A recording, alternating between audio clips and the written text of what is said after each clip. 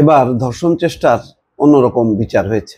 প্রচলিত আইন আদালতের মাধ্যমে না, একেবারেই সামাজিক বিচার, অর্থাৎ মুরব্বীরা, সমাজের যারা নেতৃত্ব দেয় সেই অধিপতিরা মিলে বসে একটা সামাজিক বিচার করেছে। এই বিচারের কোনো লিখিত কোনো আইন কানুন নেই, তারা তাদের মতন করে বিচার করেছে, কান ধরে উঠবস করিয়েছে, জরিমানা করিয়েছে, তারপরে আরও যা যা করার দরকার সব করেছে। এটা নিয়ে প্রশ্ন উঠতে পারে যে এটাই কি যথেষ্ট, এটাই কি নিয়ম?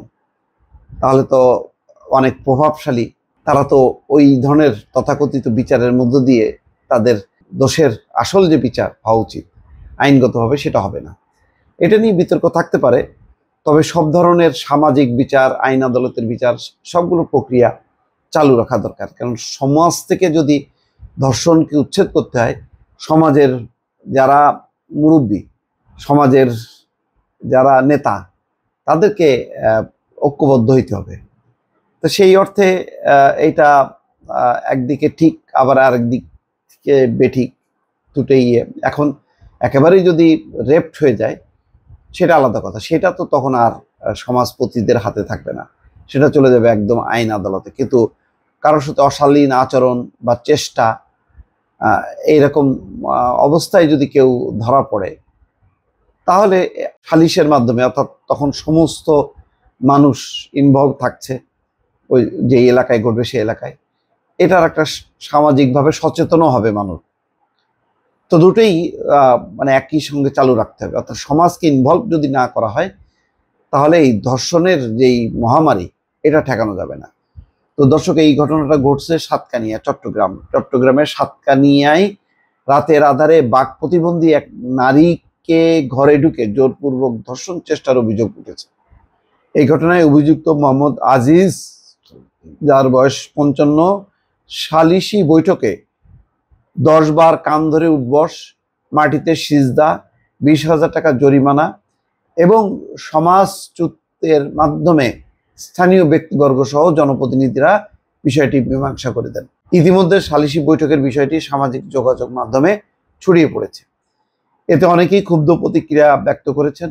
ধর্ষণ চেষ্টার ঘটনায় অভিযুক্ত এবং সালিশকারকদের আইনের আওতায় আনার দাবি জানান। অনেকের মনে প্রশ্ন, ধর্ষণ চেষ্টার বিচার কি এইটুকুতেই শেষ? এদিকে ওই নারী স্বজনরা সাংবাদিকদের মৌখিকভাবে অভিযোগ করে ঘটনার বর্ণনা দিলেও থানায় কোনো অভিযোগ কেউ মামলা করেনি। অভিযুক্ত মোহাম্মদ আজিজ উপজেলার চরতি ইউনিয়নের 3 নম্বর ওয়ার্ডের বাসিন্দা। মঙ্গলবার রাত 9টায় উপজেলার চরতি ইউনিয়নের 3 নম্বর ওয়ার্ডের উত্তর ব্রাহ্মণডেঙ্গা গ্রামে ওই বাক প্রতিবন্ধী নারীর বসত ঘরে এই ঘটনা ঘটে। ঘটনার পরদিন বুধবার বিকাল 3টার দিকে স্থানীয় ব্যক্তিবর্গ একটি সালিশি বৈঠকের মাধ্যমে বিষয়টি মীমাংসা করে দেন। তবে সালিশি বৈঠকের বিষয়টি ফেসবুকের মাধ্যমে জানাজানি হয় বৃহস্পতিবার। এর আগেও বেশ কয়েকবার ওই বাক প্রতিবন্ধী নারীকে ধর্ষণ চেষ্টার অভিযোগ রয়েছে অভিযুক্তের বিরুদ্ধে। জানা যায়, ধর্ষণ চেষ্টার শিকার বাক প্রতিবন্ধী নারী তার স্বামী সহ উপজেলার চরতি ইউনিয়নের 3 নম্বর ওয়ার্ডের দক্ষিণ ব্রাহ্মণডেঙ্গা গ্রামে তার বাবার বাড়ির পাশে আলাদা বসতঘর নির্মাণ করে দীর্ঘদিন ধরে বসবাস করে আসছিলেন। মঙ্গলবার রাত 9টার দিকে ওই প্রতিবন্ধী নারী ঘরে একা ছিলেন। সেই সুবাদে অভিযুক্ত মোহাম্মদ আজিজ তার বসত ঘরে প্রবেশ করে জোরপূর্বক ধর্ষণের চেষ্টা করেন। এই সময় ওই বাক প্রতিবন্ধী নারীর ধস্তাধস্তির আওয়াজ শুনে তার ভাই এবং আশেপাশের লোকজন অভিযুক্ত আজিজকে হাতে নাতে ধরে মারধর করেন। এক পর্যায়ে তিনি কৌশলে ঘটনাস্থল থেকে পালিয়ে যান। পরদিন বুধবার বিকাল 3টার দিকে উভয় পক্ষের সম্মতিতে সালিশি বৈঠকের আয়োজন করা হয়।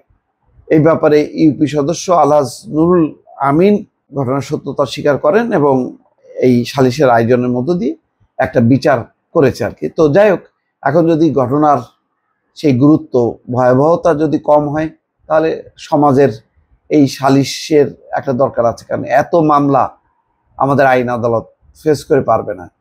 এটা সামাজিক প্রতিরোধ গড়ে তুলতে গেলে সামাজিক বিচার দরকার। তবে কোনোভাবে মব না, যে ঘর বাড়ি জ্বালায় পুরা একদম কাউকে মেরে ফেলা, এইটা করা উচিত না। বরং এই ধরনের যদি সালিশ করে যদি শাস্তি দেওয়া হয়, তাহলে আমার মনে হয় সেটাই হবে। নতুবা আইনে ঢুকবে, 2, 4, 5 বছর 10 বছর ধরে ঝুলবে, জামিনে বেরোয় আসবে, এগুলি কাজের কাজ কিছুই হবে না। এটা তাৎক্ষণিকভাবে যে সামাজিক বিচার সালিশের মাধ্যমে, এটা দরকার আছে। এবং এটা হয়েছে আমার ধারণা যে যদি মানে আরো বড় কিছু ঘটে যেত তখন হয়তো তাকে আইনের হাতে সমর্পণ করাটাই উচিত ছিল আর কি। দর্শক ভালো থাকবেন, আল্লাহ হাফেজ।